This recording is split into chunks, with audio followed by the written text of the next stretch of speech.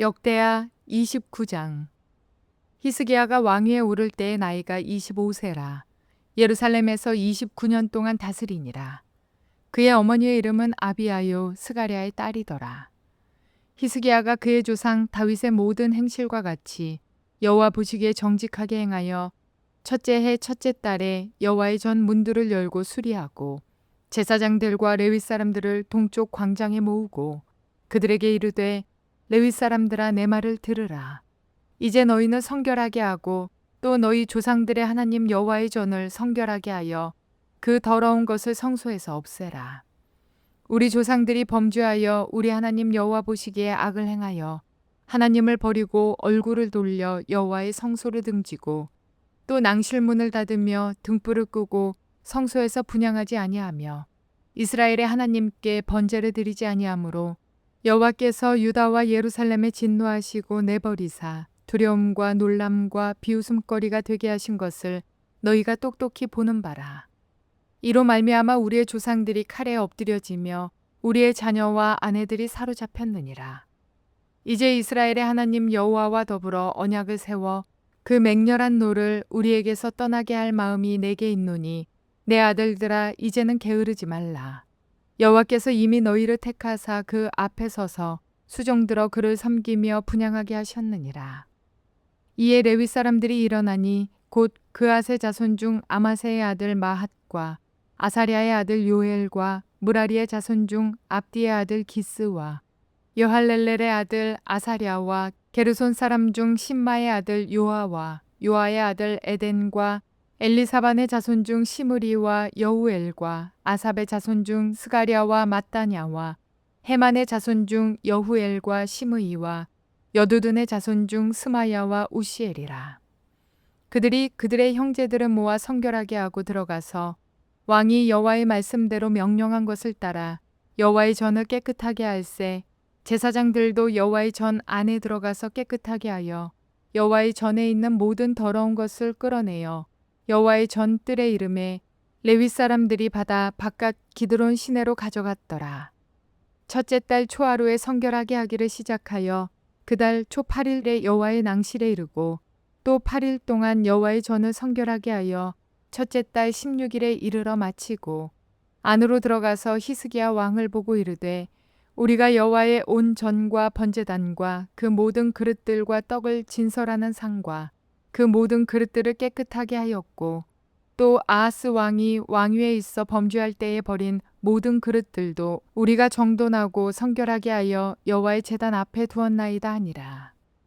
히스기야 왕이 일찍이 일어나 성읍의 귀인들을 모아 여호와의 전에 올라가서 수송아지 7마리와 순양 7마리와 어린 양 7마리와 순염소 7마리를 끌어다가 나라와 성소와 유다를 위하여 속죄 제물로 삼고 아론의 자손 제사장들을 명령하여 여호와의 제단에 드리게 하니 이에 수소를 잡음에 제사장들이 그 피를 받아 제단에 뿌리고 또 순양들을 잡음에 그 피를 제단에 뿌리고 또 어린 양들을 잡음에 그 피를 제단에 뿌리고 이에 속죄 제물로 드릴 순염소들을 왕과 회중 앞으로 끌어오매 그들이 그 위에 안수하고 제사장들이 잡아 그 피를 속죄제로 삼아 제단에 드려 온 이스라엘을 위하여 속죄하니 이는 왕이 명령하여 온 이스라엘을 위하여 범죄와 속죄제를 드리게 하였음이더라. 왕이 레위 사람들을 여호와의 전에 두어서 다윗과 왕의 선견자 갓과 선지자 나단이 명령한 대로 재금과 비파와 수금을 잡게 하니 이는 여호와께서 그의 선지자들로 이렇게 명령하셨음이라.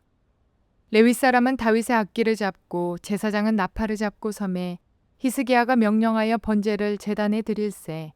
번제 드리기를 시작하는 동안에 여호와의 시로 노래하고 나팔을 불며 이스라엘 왕 다윗의 악기를 울리고 온 회중이 경배하며 노래하는 자들은 노래하고 나팔 부는 자들은 나팔을 불어 번제를 마치기까지 이르니라. 제사 드리기를 마침에 왕과 그와 함께 있는 자들이 다 엎드려 경배하니라. 히스기야 왕이 귀인들과 더불어 레위 사람을 명령하여 다윗과 선견자 아삽의 시로 여호와를 찬송하게 하매 그들이 즐거움으로 찬송하고 몸을 굽혀 예배하니라.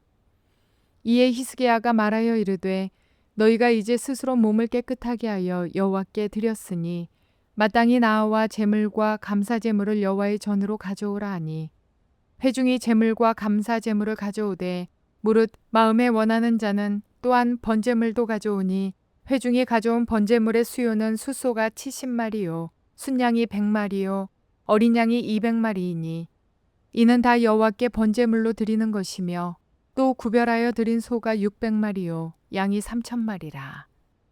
그런데 제사장이 부족하여 그 모든 번제 짐승들의 가죽을 능히 벗기지 못하는 고로 그의 형제 레위 사람들이 그 일을 마치기까지 돕고 다른 제사장들이 성결하게 하기까지 기다렸으니 이는 레위 사람들의 성결하게 함이 제사장들보다 성심이 있었음이라. 번제와 화목제의 기름과 각 번제에 속한 전제들이 많더라. 이와 같이 여호와의 전에서 섬기는 일이 순서대로 갖추어지니라. 이 일이 갑자기 되었으나 하나님께서 백성을 위하여 예비하셨으므로 히스기야가 백성과 더불어 기뻐하였더라. 자, 오늘 역대하 29장 말씀을 통해서 함께 은혜 받기를 원합니다. 29장은 히스기야 왕의 정치에 대해서 시작하는 부분입니다. 재미있는 부분은 28장에서 본 것처럼 그 아버지 아하스 왕은 남유다의 왕들 중에서도 가장 악한 왕이었는데 히스기야 왕은 유다의 20명의 왕들 가운데에서 가장 성분, 좋은 왕으로 평가를 하는 왕입니다. 남쪽 유다의 왕 가운데서도 다윗을 제외하고 가장 성군으로 취급하는 왕이 여호사밧 왕.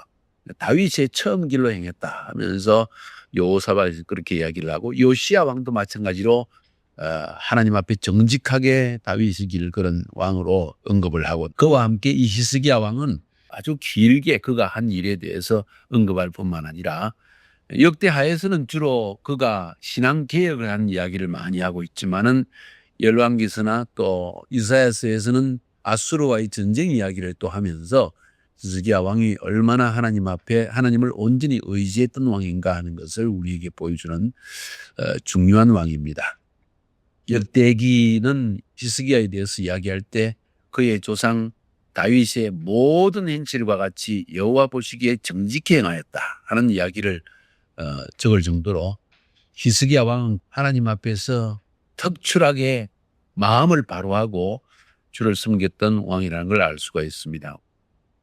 그 당시의 정치적인 상황을 보면은 북이스라엘은 BC 722년에 벌써 아수르에 의해서 완전히 멸망을 당합니다. 북이스라엘을 멸망시킨 아수르 제국이 바로 밑에 있는 남유다도 멸망시키기 위해서 공격해 들어왔고 남유다도 이제는 등불이 꺼지느냐 마느냐 아주 위험한 시기에 있었습니다. 그럴 때 남유다는 정치적으로 경제적으로 국민들의 삶은 피폐했고 엉망이었죠.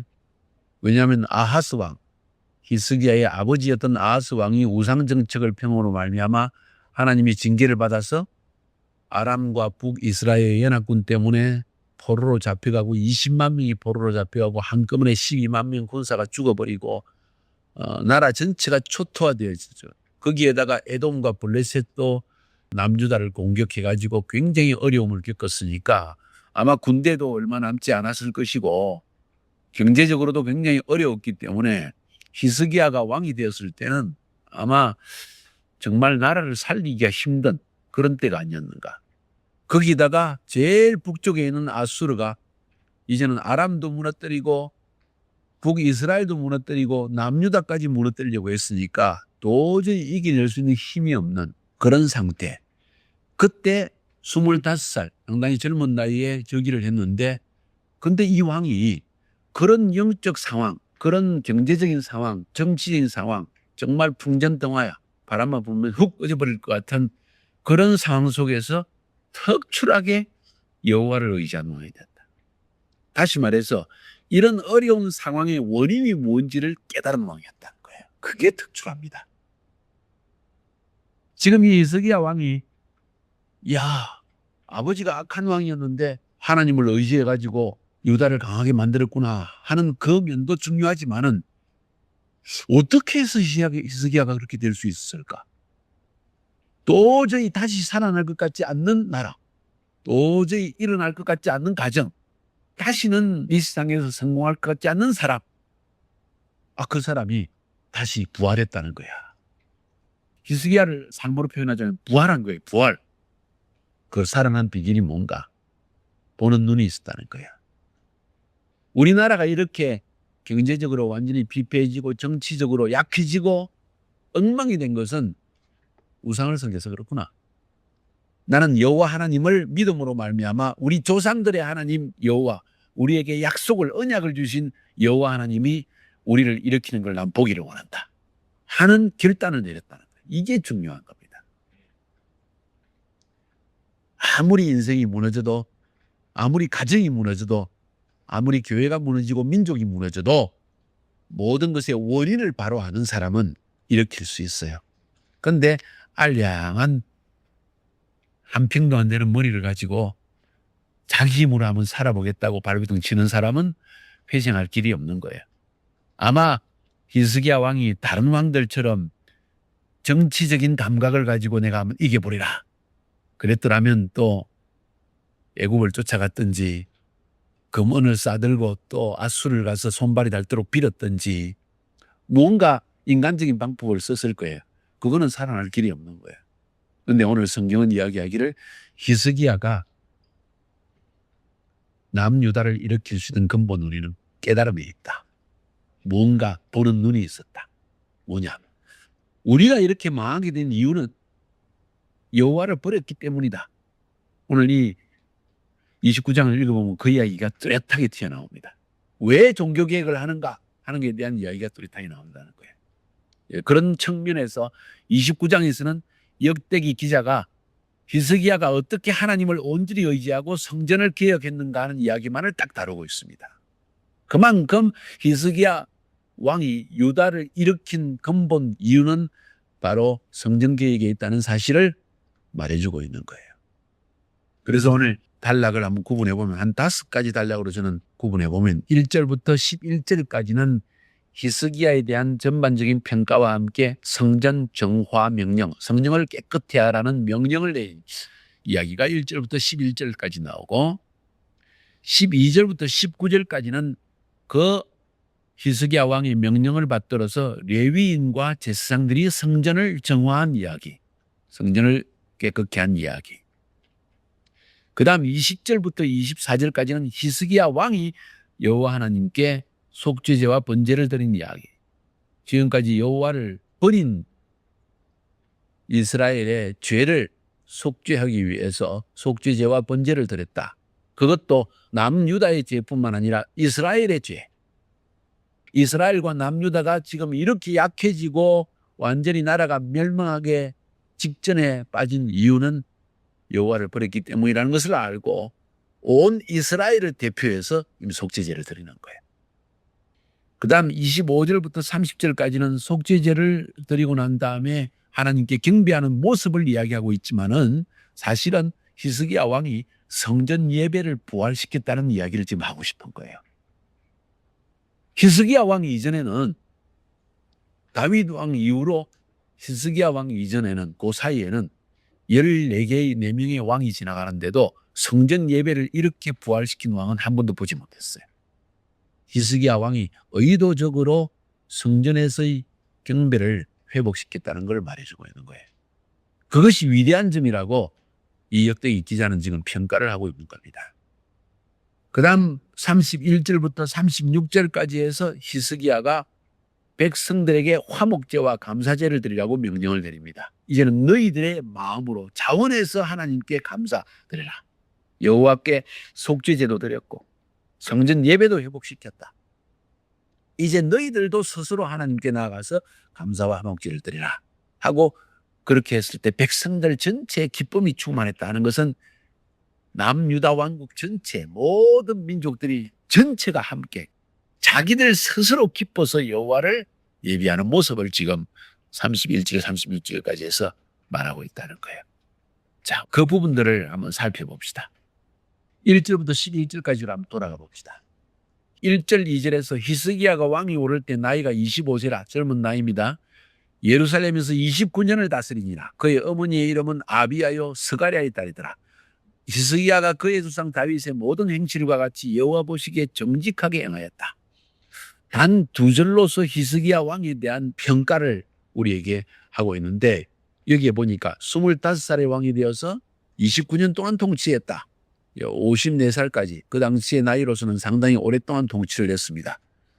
도대체 히스기야 왕이 그 아버지 아비야 왕은 16년 동안 통치하면서 완전히 이 나라를 말아먹었는데 우상 숭배로 집어넣어 버렸는데 어떻게 해서 갑작스럽게 히스기야가 이렇게 될 수 있었는가? 그 비결이 뭘까요?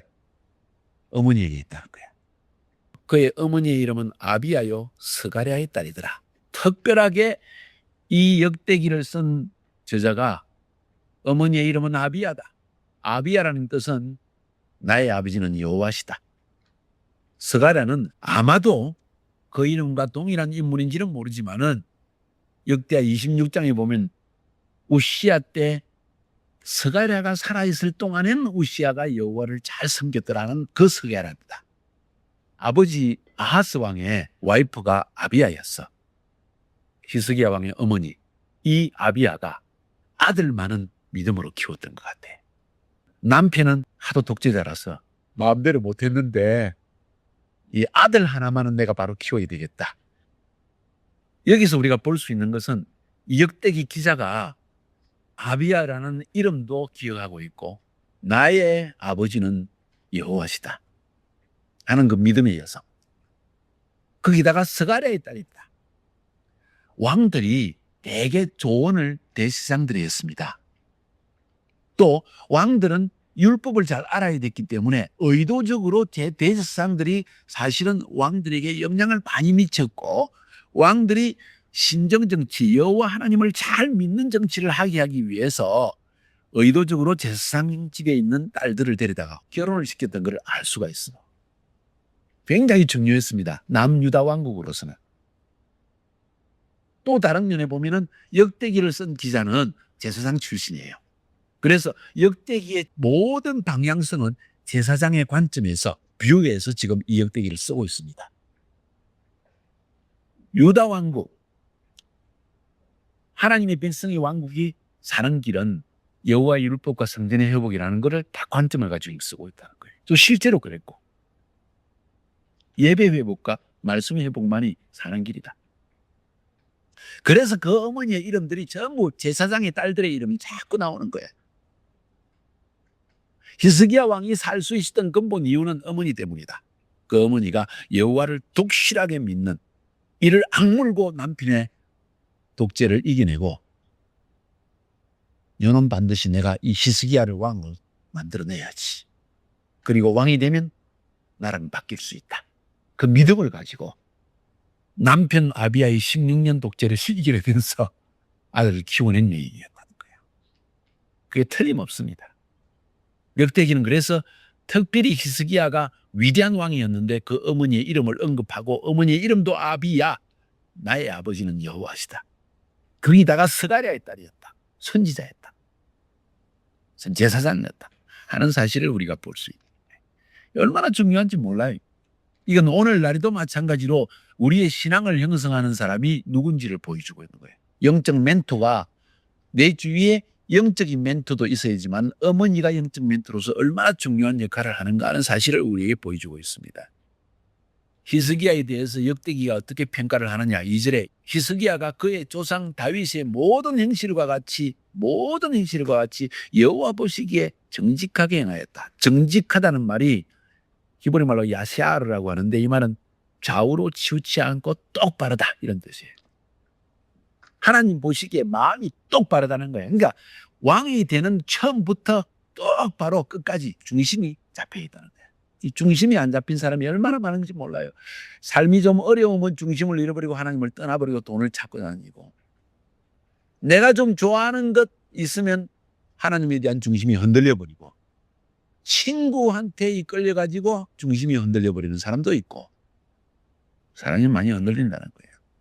근데 히스기야는 어떤 상황 가운데서도 마음이 똑발랐다는 거예요. 하나님 앞에 똑발랐다. 그 말이 정직하다는 말이에요. 우리가 생각하는 정직하다, 뭐 거짓말을 안 한다 이런 말이 아니라 하나님 앞에 마음이 똑바른 사람이었다. 마음이 하나님 앞에 바르다는 거예요. 그것이 바로 오늘 여기 말하는 야샤, 정직하다는 말이에요. 하나님을 찾는 마음이 한 번도 변함이 없는 사람. 그래서 히스기야가 시작부터 끝까지 타락하지 않았어. 그래서 정직하다는 말을 지금 쓰고 있는 거예요. 변함이 없었다는 거예요. 마음이. 히스기야는 어떤 상황 속에서도 하나님을 찾는 마음이 변함이 없는 사람이었다. 그게 지금 역대기를 쓴 저자가 히스기야에 대한 평가라는 거예요. 그래서 히스기야는 처음부터 끝까지 마음이 흔들림 없이 여호와만 딱 찾으면서 살아가는 사람이었다. 그런 사람이 되기를 주의 이름으로 축복합니다. 그래서 여호와 보시기에 똑바로 정직하게 행한 그 첫 번째 일을 지금 이야기하는 거예요. 성전을 정화시켰다. 깨끗하게 했다. 다시 말해서 하나님께 예배하는 삶으로 백성들을 쫙 이끌어냈다는 거예요. 그것도 언제 했느냐? 3절에 보니까 첫째 해 첫째 달에 여호와 전 문을 열고 수리를 시작했다. 하나님이 이스라엘 백성들에게 니산월을 첫 해로 삼아라. 우리로 하면 3, 4월 때 그때를 첫 해로 삼아라 그랬거든요. 니산월 첫 번째 달에 첫 번째 해에 지금 일을 했다는 거예요. 첫 번째 해니까 이건 왕이 된 첫 번째 해입니다. 틀림없이. 첫 번째 달은 이게 유대인의 달력으로 니산월인가 아니면 왕이 된 첫 번째 달인가 그건 우리가 알 수 없지만은 문맥상으로 쫙 볼 때 어떤 사람은 이렇게 해석합니다. 히스기야 왕이 된 것이 니산월이 된 것 같다. 첫 번째 달이 된 것 같다. 매년 첫 번째 달, 우리말로 1월 달이죠. 그게 니산월인데 니산월에 왕이 된 것 같다. 근데 왕이 되자마자 성전 정화 작업을 민행했다. 그 말은 어머니 밑에서 배우면서 아버지만 돌아가시면 나는 여호와께로 돌린다. 결단을 하고 있었다는 거예요. 그러지 않고는 이럴 수가 없어요. 그만큼 마음의 중심이 어릴 때부터 딱 나는 여호와만 섬긴다. 내 가정, 내 민족 하나님께로 완전히 뒤집어버렸다.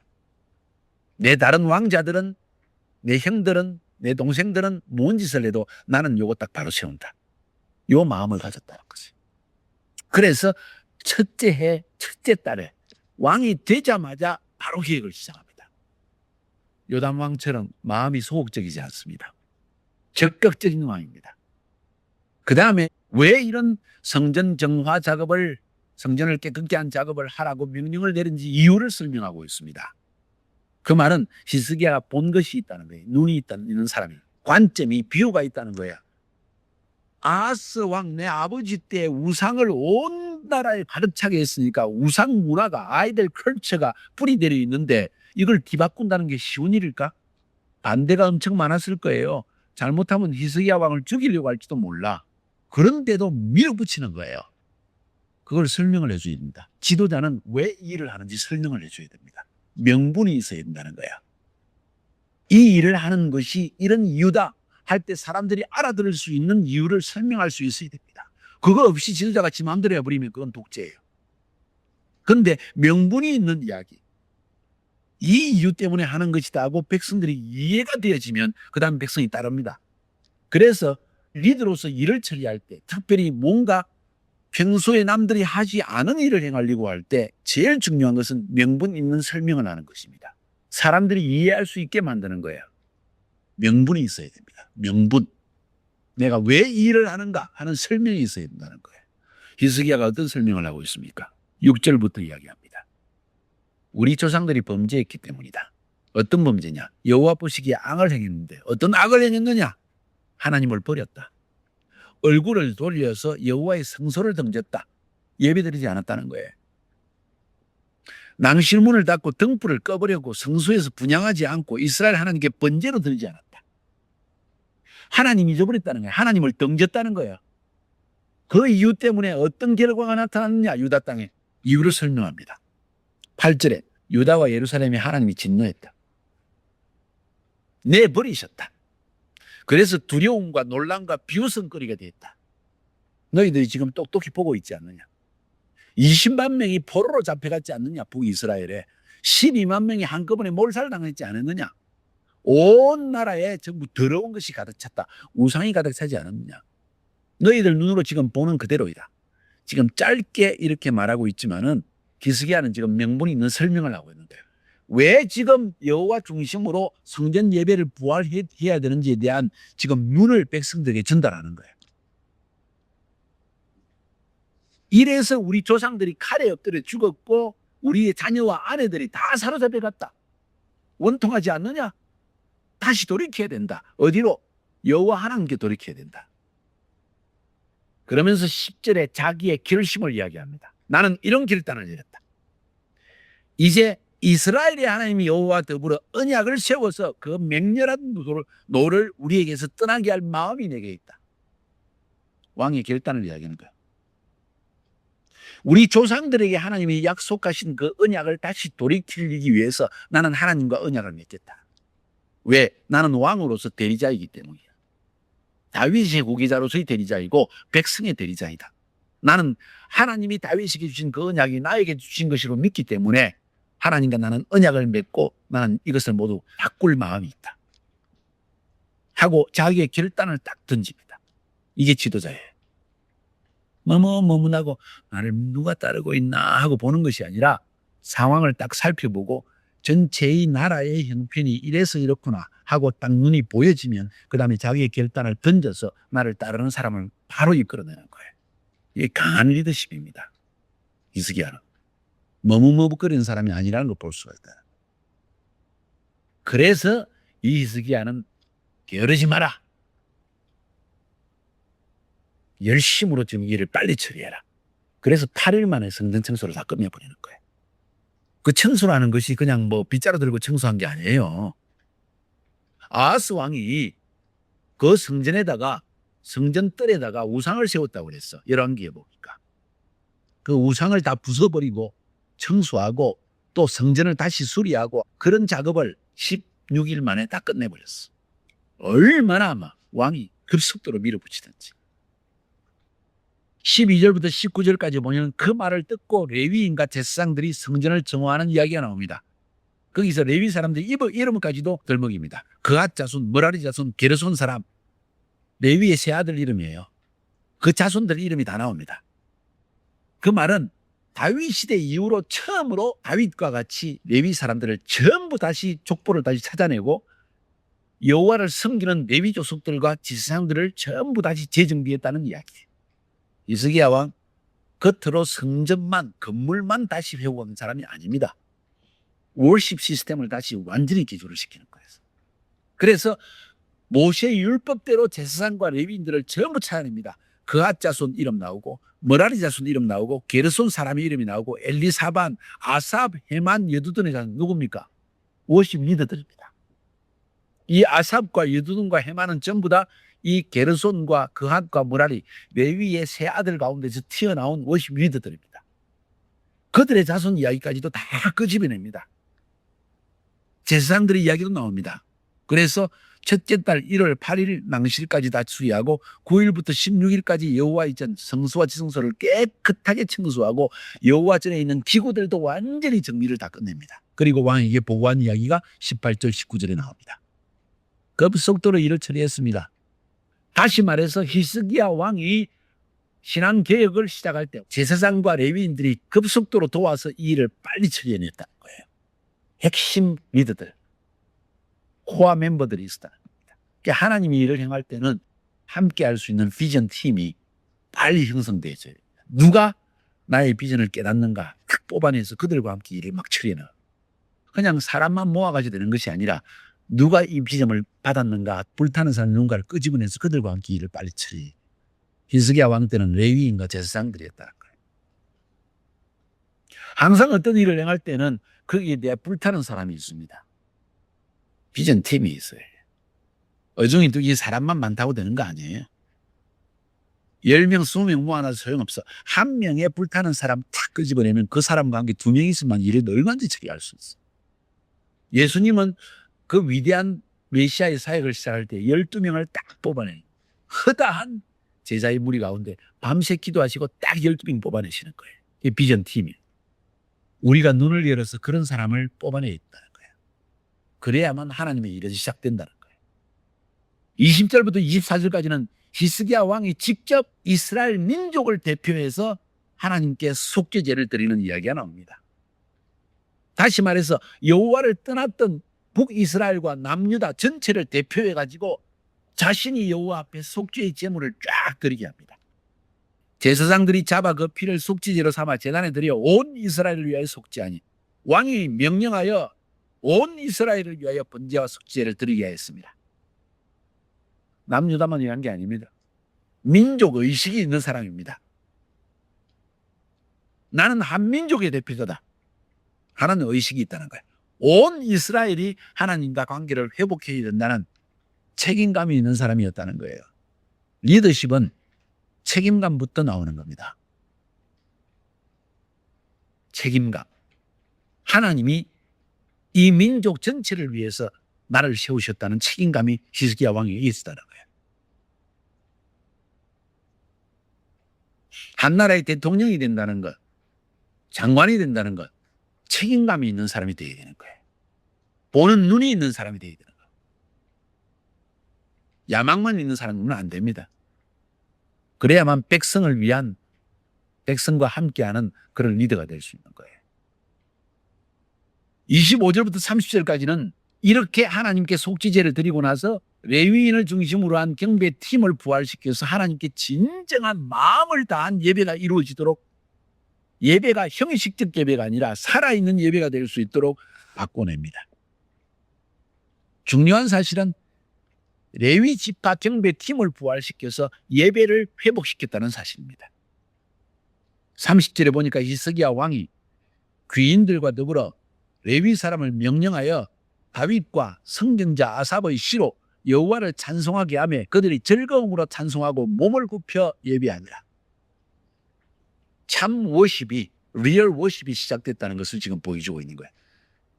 우상숭배에 빠져있던 백성들이 드디어 하나님께 나아가서 예배하기 시작합니다. 히스기야가 왕이 되자마자 일은 시작된 겁니다. 한 사람의 리더만 나타나면 일은 시작되는 겁니다. 아무리 성도가 많아도 소용이 없습니다.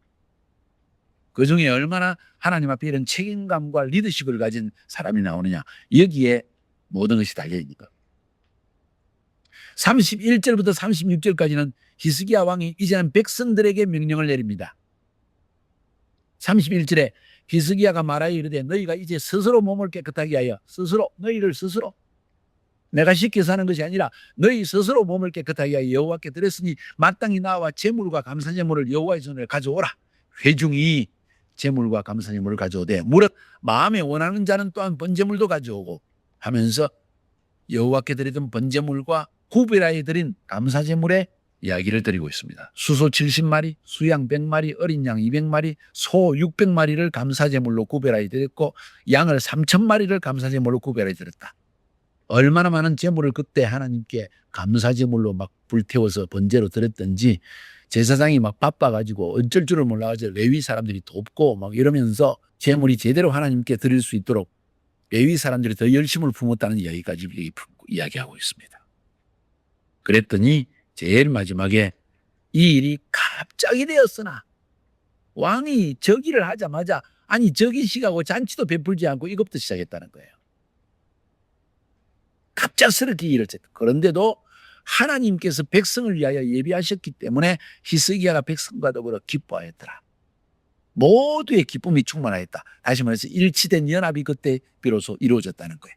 한 사람의 리더가 그 우상숭배에 찌든 문화적인 상황, 전쟁 이후에 완전히 피폐해진 나라의 상황 속에서 갑작스럽게 일을 행하려고 할 때 그 일을 사람들이 좋아했을까? 모든 사람들이 따랐을까? 그 일을 마치고 나서 기쁨이 이루어지는 분위기가 만들어질 수 있을 것이라고 예상될 수 있을까? 없다는 거예요.